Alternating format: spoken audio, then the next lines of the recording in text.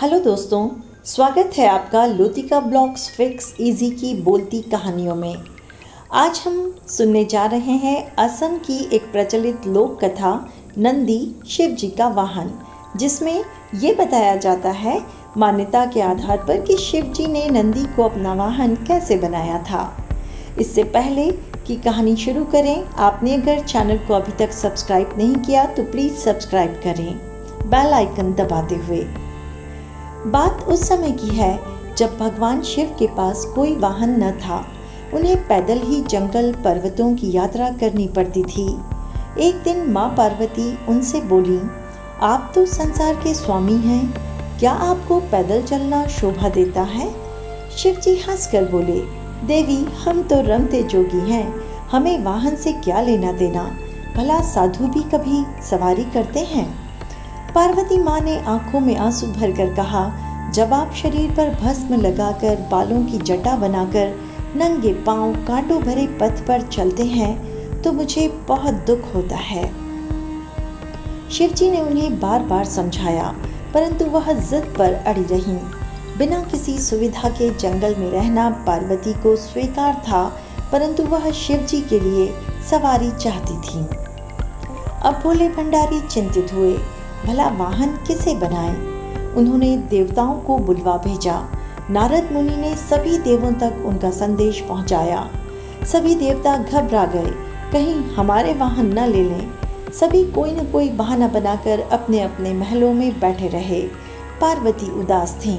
शिव जी ने देखा कि कोई देवता नहीं पहुंचा।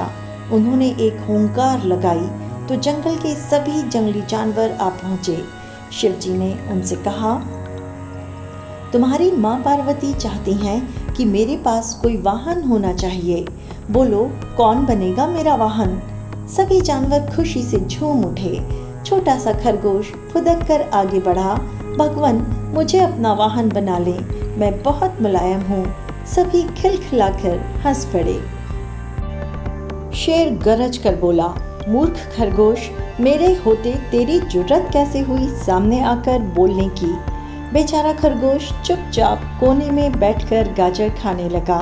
शेर हाथ जोड़कर बोला, प्रभु, मैं जंगल का राजा हूँ, शक्ति में मेरा कोई सामना नहीं कर सकता, मुझे अपनी सवारी बना ले। उसकी बात समाप्त होने से पहले ही हाथी बीच में बोल पड़ा, मेरे अलावा और कोई इस काम के लिए ठीक नहीं है। मैं गर्मी के मौसम में अपनी सूंड में पानी भरकर महादेव को नहलाऊंगा। जंगली सुअर कौन सा कम था, अपनी थूथन हिलाते हुए कहने लगा, शिव जी, मुझे सवारी बना लो, मैं साफ सुथरा रहने की कोशिश करूंगा। कहकर वह अपने शरीर का कीचड़ साफ करने लगा। कस्तूरी हिरन ने नाक पर हाथ रखा और बोला, छी, कितनी गंदी बदबू आ रही है, चल भाग यहाँ से। शिव जी मेरी पीठ पर सवारी करेंगे। उसी तरह सभी जानवर अपना अपना दावा जताने लगे।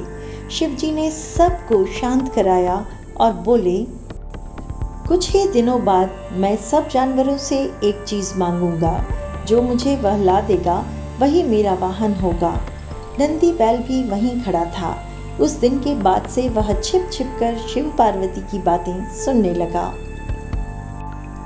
घंटों भूख प्यास की परवाह किए बिना वह छिपा रहता। एक दिन उसे पता चल गया कि शिवजी बरसात के मौसम में सूखी लकड़ियां मांगेंगे। उसने पहले ही सारी तैयारी कर ली। बरसात का मौसम आया, सारा जंगल पानी से भर गया। ऐसे में शिवजी ने सूखी लकड़ियों की मांग की तो सभी जानवर एक दूसरे का मुंह ताकने लगे।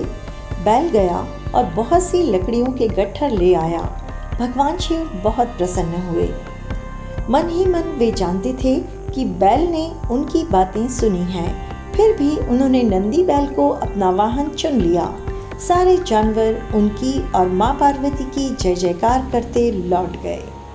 तो दोस्तों, ये कहानी आपको कैसी लगी मुझे कमेंट कर ज़रूर बताएं, और आगे भी कहानियों को सुनने के लिए चैनल को सब्सक्राइब करना न भूलें।